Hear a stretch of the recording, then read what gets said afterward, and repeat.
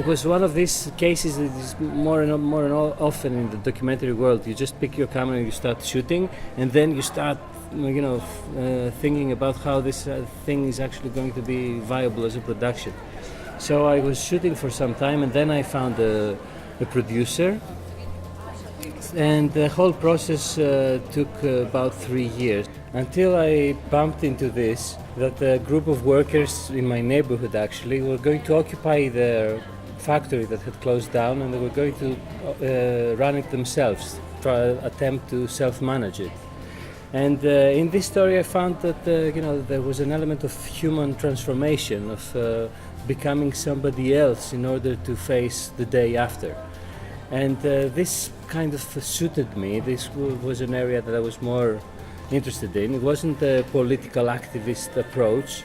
It was more like a human or social approach of how people deal with this new catastrophe that had befallen on their heads. Well, the biggest challenge, I think, for any documentary filmmaker, but especially for those who are doing observational films like I do, is to gain access, to win people's trust so that you can enter their lives and just record what is really happening there. And after 2 or 3 years of filming, you can present this to the public. So winning their trust, of course, was a big issue. These were not any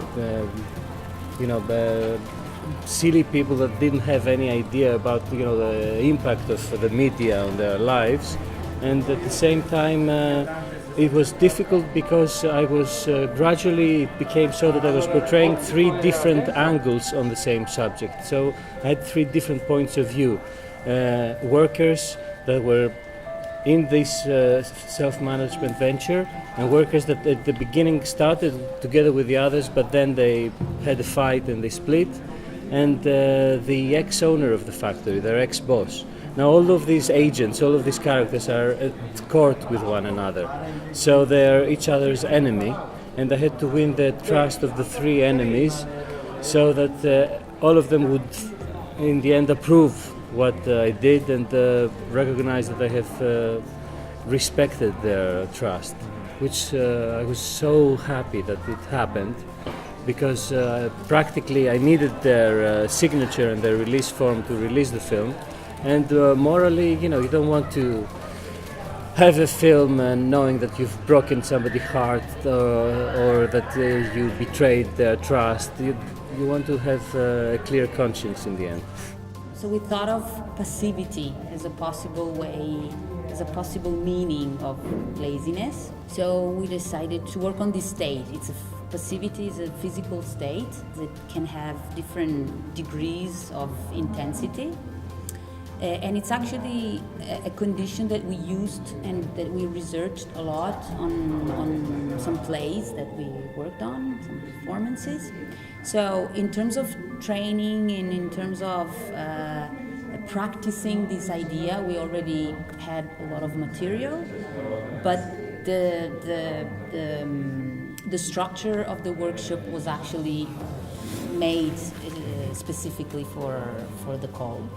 So we decided to dedicate some time to train the people, to have the people experimenting through simple exercises this condition, being very passive, being halfway passive, being conducted with someone else, feeling the space, feeling the relation with other person without intention or without your complete control, the complete control of yourself. This was the first part. And then in the second part, we decided that the people could experiment some everyday actions like eating or cleaning yourself or playing or listening to music or sleeping or dress up, but in this condition, by being passive. So all of these actions needed someone that made you do them.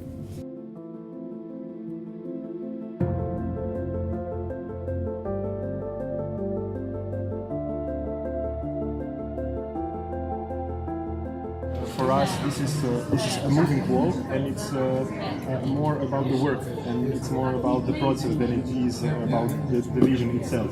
So when we construct it, we reconstruct it from the beginning, and then it travels from point A to point B in public space. Yeah, and some sort of interaction happens with people because they are provoked by these temporary divisions, which are constantly running on our way to point B. Spatial concept is when it comes to the wall, is to mark the point A and point B. Point A is the place where the seminar begins, and point B is close to the place where the seminar ends. And then we'll try to build the wall, this temporary wall, in between the sentences. And it will be a gesture of the work, but also a gesture of division, but also a gesture of connection of the point A, of the, like the beginning and final point of the seminar.